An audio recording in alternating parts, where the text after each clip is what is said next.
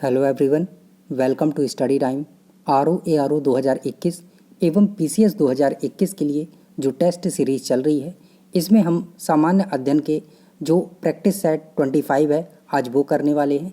जो इतिहास के महत्वपूर्ण 25 क्वेश्चन हैं, इम्पॉर्टेंट क्वेश्चन हैं, वो यहाँ पर कवर किए जा रहे हैं, जो कि आपके आने वाले RO ARO और PCS एग्ज़ाम के लिए बहुत ही महत्वपूर्ण है। तो चलिए शुरू करते हैं पहले क्वेश्चन के साथ। पहला सवाल है, मूर देश का यात्री इब्न बतूता किसके शासनकाल में भारत आया? ए मोहम्मद बिन तुगलक, बी बाबर, सी अकबर, डी महमूद गजनी। तो ये किसके शासनकाल में भारत आया था? तो इसका जो करेक्ट आंसर है ये है ए मोहम्मद बिन तुगलक। ये मोहम्मद बिन तुगलक के शासनकाल में भारत आया था और ये क्या था? मोरक्को देश का था। ठीक है, मूर देश लिखा है मतलब कि मोरक्को से ये संबंध रखता था, मोरक्को से आया था। और इसने सल्तनत काल में जो डाक व्यवस्था थी उसके बारे में विस्तृत से जो वर्णन है वो किया है, बताया है। और ये सारी चीज़ें जो उसका यात्रा वृत्तांत है उसमें पता चलता है, उससे पता चलता है। और तुगलक ने इसे दिल्ली का काजी भी नियुक्त किया हुआ था, तो ये भी याद रखिएगा। ठीक है, और किताब उल रहला है, प्रसिद्ध बुक है इसकी। क्या नाम है इसका? किताब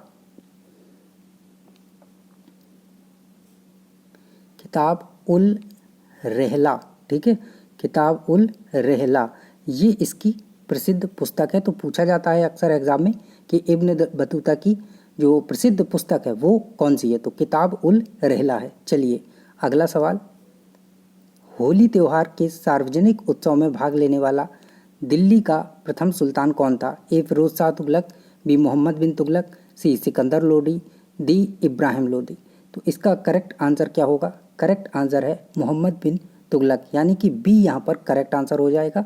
ये होली त्यौहार के सार्वजनिक उत्सव में भाग लेने वाला दिल्ली का पहला सुल्तान था। ठीक, चलिए अगला सवाल, इतिहासकार बदायूं ने किसकी मृत्यु पर कहा कि सुल्तान को अपनी प्रजा और प्रजा को अपने सुल्तान से मुक्ति मिल गई है? किसने किसके लिए बोला था?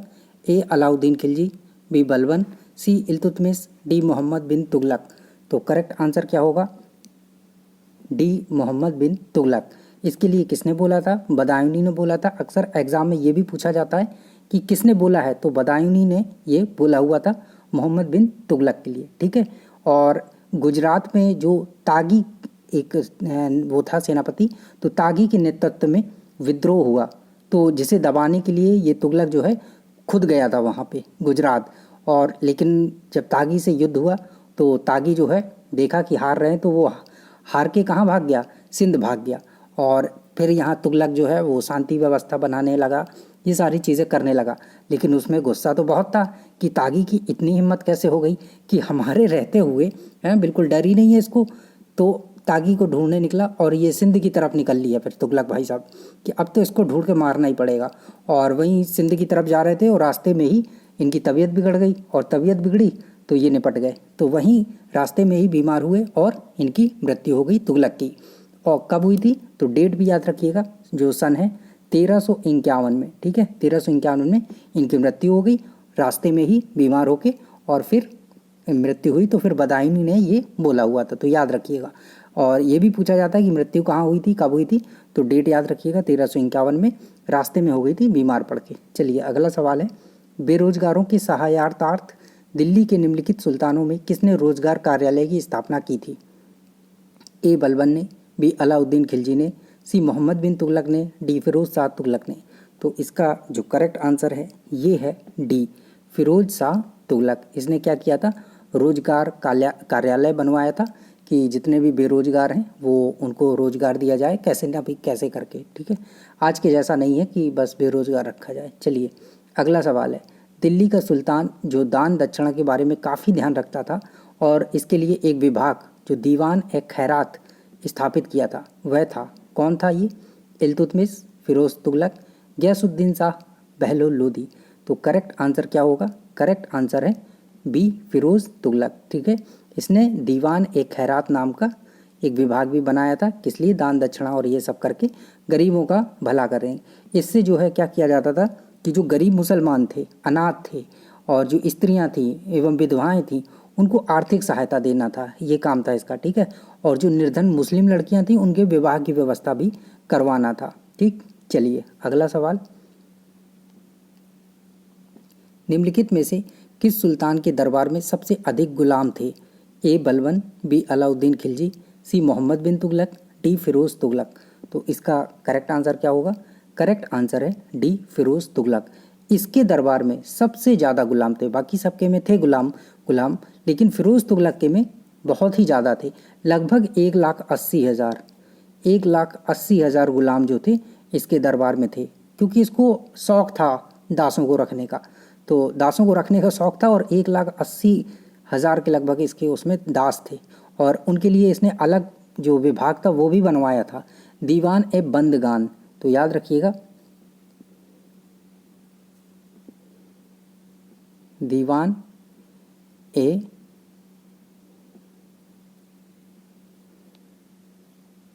बंदगान, ये जो नया विभाग है ये भी खुलवाया था दासों के लिए, ठीक है, बनवाया था। तो याद रखिए दीवान बंदगान किस लिए? दासों के लिए था। चलिए अगला सवाल है, सर्वप्रथम लोक निर्माण विभाग की स्थापना की थी? इल्तुतमिश, बलबन, अलाउद्दीन खिलजी, फिरोज शाह तुगलक। तो करेक्ट आंसर क्या होगा?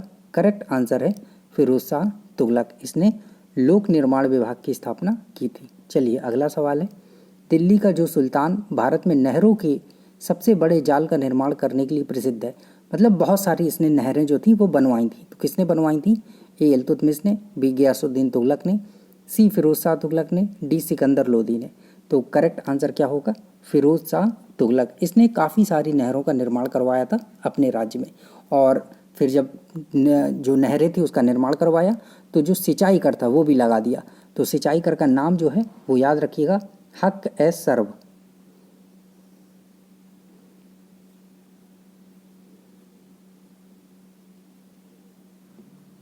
हक ए सर्व, ये जो सिंचाई कर था ये भी लगा दिया। और ये सिंचाई कर जो है लगाने वाला पहला सुल्तान था। इसके पहले सिंचाई कर नहीं लगता था, आप अपना सिंचाई जैसे भी करना है खेतों से वो करिए, और फिर जो फसल का था वो टैक्स वगैरह लगता था, कर लगता था।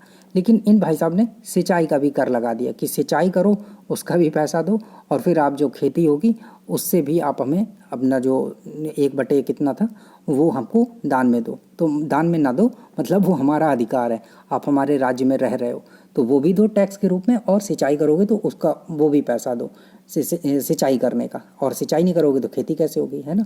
तो जो लोग भी शाही नहरें जो बनवाई थी इसने, शाही नहरों का यूज़ करते थे, उसके पानी का यूज़ करते थे, तो 1/10 भाग देना पड़ता था टैक्स के रूप में, ठीक है, याद रखिएगा 1/10 भाग देना पड़ता था टैक्स के रूप में। तो बेचारा किसान तो उस टाइम इसी में मर जाए, पता चला इतना उसके पास अनाज हुआ है तो इतना सिंचाई कर दे रहा है, फिर इतना वो कर दे रहा है, ये कर दे रहा है, थोड़ा सा बचता था उसी में अपना जीवन यापन कर रहा है। चलिए राजा लोग थे, काम ही यही होता है।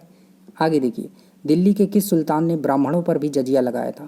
ए बलबन ने, बी फिरोज तुगलक ने, सी अलाउद्दीन खिलजी ने, डी मोहम्मद बिन तुगलक ने। तो किसने लगाया था? तो ये फिरोज शाह तुगलक, इसने लगाया हुआ था ब्राह्मणों पर जजिया कर, याद रखिएगा ब्राह्मणों पर जजिया कर लगाया था। और किसने जजिया कर हटाया था? कमेंट सेक्शन में आप बताइए अगर आपको पता है, ठीक है। तो जजिया कर ब्राह्मणों पर भी ये लगा दिया गया था। तो ब्राह्मण इससे काफ़ी नाराज़ हुए, भूख हड़ताल पे बैठ गए और काफ़ी दिनों तक बैठे रहे, लेकिन कुछ हुआ नहीं। अंत में जो अन्य हिंदू थे उन लोगों ने भी इसका विरोध किया था। तो फिर उन्होंने बोला कि जितने भी ब्राह्मण हैं उन सभी के हिस्से का जो जजिया है वो स्वयं वो लोग देंगे, मतलब बाकी हिंदू देंगे, ब्राह्मण नहीं देंगे, ठीक। चलिए अगला सवाल, निम्नलिखित में से किस सुल्तान ने फलों की गुणवत्ता सुधारने के लिए उपाय किए हैं? ए मोहम्मद बिन तुगलक, बी फिरोज तुगलक, सी सिकंदर लोडी, डी शेरशाह सूरी। तो इसका करेक्ट आंसर क्या होगा? फिरोज तुगलक, इसने फलों की गुणवत्ता सुधारने के लिए भी उपाय किए थे, क्योंकि इसे बाग बगीचे ये सब बहुत पसंद थे।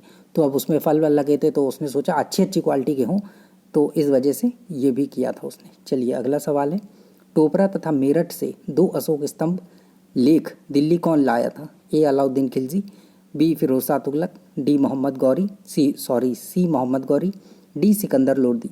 तो करेक्ट आंसर क्या है? ये है फिरोज शाह तुगलक, ठीक है, ये लेकर आया था। चलिए अगला सवाल है, दिल्ली के और कहाँ के थे?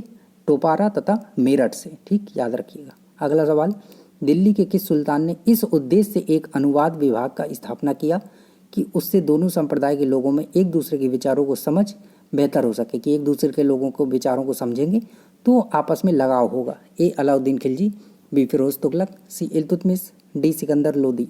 तो करेक्ट आंसर क्या है? करेक्ट आंसर है फिरोज शाह तुगलक, यानी कि बी करेक्ट आंसर हो जाएगा यहाँ पर। चलिए अगला सवाल है, फिरोज तुगलक द्वारा स्थापित दार उल सफ़ा क्या था? दार उल सफ़ा जो था वो क्या था? एक दानशाला थी, एक खैराती अस्पताल था, सी एक पुस्तकालय था, या फिर तीर्थयात्रियों के लिए एक अतिथि घर था? ये क्या था? तो ये एक खैराती अस्पताल था। ठीक है, याद रखिए करेक्ट आंसर बी होगा, एक खैराती अस्पताल था दार उल सफ़ा। और फिरोज शाह के बारे में एक चीज़ और याद रखिएगा कि राज्य के खर्च पर हज भी इसने करवाई थी। जो हज होती है ना, तो हज की व्यवस्था भी इसने की थी, और ऐसा करने वाला ये पहला भारतीय शासक था। ठीक है, राज्य के खर्च से। राज्य ऐसा नहीं है कि व्यक्ति को अपने पैसे जाना था, राज्य पैसा देगा, मतलब राजा लोग पैसे देंगे और फिर आप बढ़िया हज करके आइए। ठीक, चलिए, और इसमें याद रखिए कि दारुल सफ़ा क्या था? एक खैराती अस्पताल था। अगला है, दिल्ली सल्तनत के तुगलक राजवंश का अंतिम शासक निम्नलिखित में से कौन था? ए फिरोज शाह तुगलक, बी गयासुद्दीन तुगलक शाहदूती, सी नसरुद्दीन महमूद, डी नुसरत शाह। तो करेक्ट आंसर क्या होगा? नासिर उद्दीन महमूद, ये सी करेक्ट आंसर हो जाएगा। और कब से कब तक था ये?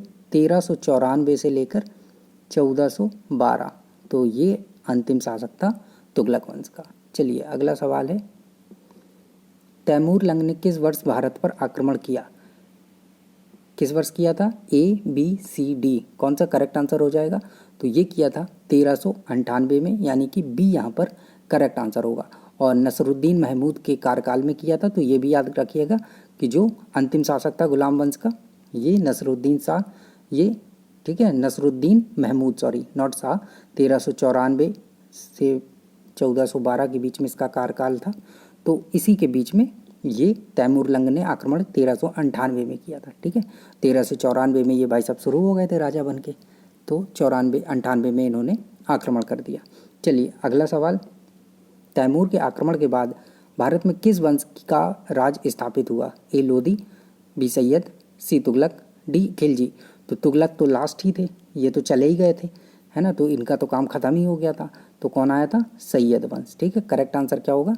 सैयद वंश। चलिए अगला सवाल है, निम्नलिखित सल्तनत शासकों में से कौन अफगान मूल के थे? ए खिलजी, बी तुगलक, सी सैयद, डी लोदी। तो करेक्ट आंसर क्या होगा? ये करेक्ट आंसर होगा लोदी। ठीक है, ये किस उसके थे? अफगान मूल के थे। और बहलोल लोदी ने इसकी स्थापना की थी 1451 में। तो ये भी याद रखिएगा, लोदी वंश की स्थापना किसने की थी? बहलोल लोदी ने 1451 में। और लोदी वंश का अंतिम शासक कौन था? कमेंट सेक्शन में आप बताइए अगर आपको पता है। वीडियो को पॉज करिए और कमेंट सेक्शन में आंसर दीजिए।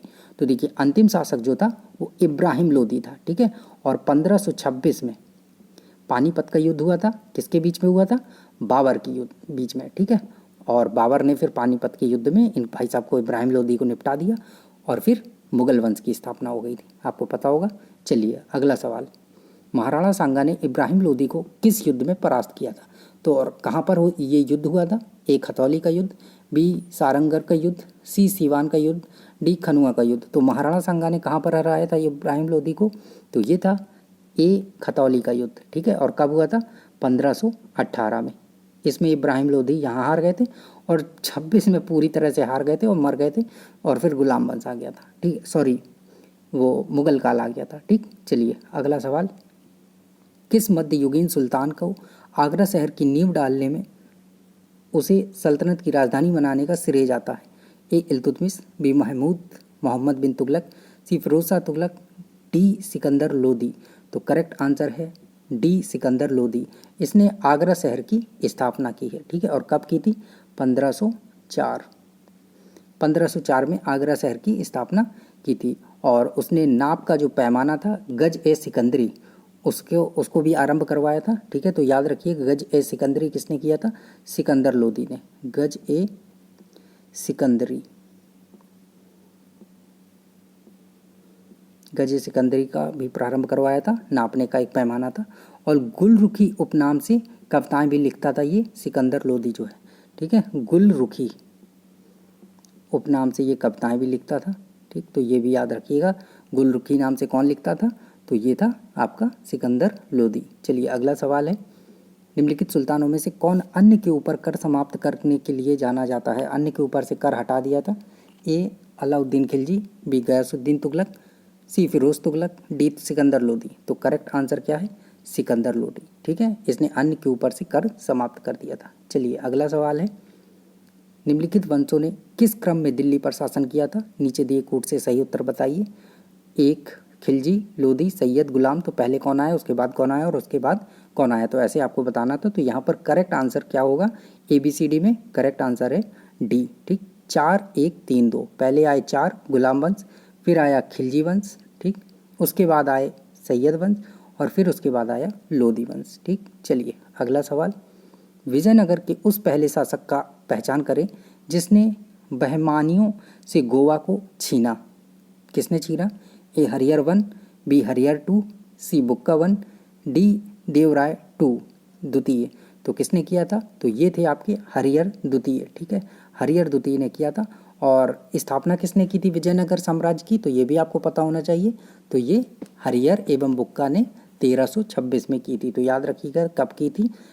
बच्चों को पता तो रहता है कि हरिहर बुक्का ने की थी, लेकिन किस सन में की थी तो ये भी याद रखिए, 1326 में। चलिए अगला सवाल, विजयनगर के राजा कृष्णदेव राय ने गोलकुंडा का युद्ध किस राजा के साथ लड़ा था? ए कुली कुतुब शाह, बी कुतुबुद्दीन ऐबक, सी इस्माइल आदिल खान, सी गजपति। तो करेक्ट आंसर क्या होगा? करेक्ट आंसर है ए कुली कुतुब शाह के साथ। ठीक है, चलिए अगला सवाल, कृष्णदेव राय के दरबार में अष्टदिग्गज कौन थे? तो ये कौन थे? ए 8 मंत्री थे, बी 8 तेलुगु कवि, सी 8 महान सेनापति, डी 8 परामर्शदाता। तो ये थे बी 8 तेलुगु कवि। ठीक है, याद रखिएगा। चलिए अगला सवाल, इनमें से किसे आंध्र भोज भी कहा जाता है? ए कृष्णदेव राय, बी राजेंद्र चोल, सी हरिहर, डी बुक्का। तो करेक्ट आंसर है ए कृष्णदेव राय। ठीक है, और इनकी एक जो रचना है वो भी याद रखिएगा, अमुक्ता माल्यद। ठीक है,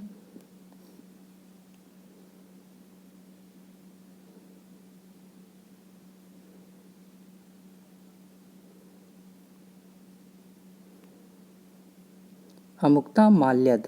तो ये याद रखिएगा, किताब का नाम है इनकी, तेलुगु में है और तेलुगु भाषा का ये 5 महाकाव्यों में से एक है। तो तेलुगु भाषा के 5 महाकाव्य हैं, उनमें से एक ये भी है जो कृष्णदेव राय ने लिखी है, अमुक्ता माल्यद। ठीक, याद रखिएगा। तो ये थे आज के 25 मोस्ट इम्पॉर्टेंट क्वेश्चन जो आपके RO ARO और PCS एग्जाम के लिए बहुत ही महत्वपूर्ण है। मिलते हैं कल नई क्लास के साथ। Thank you. अगर आपकी कोई सजेशन है, क्वेरी है तो कमेंट सेक्शन में बता सकते हैं। Thank you.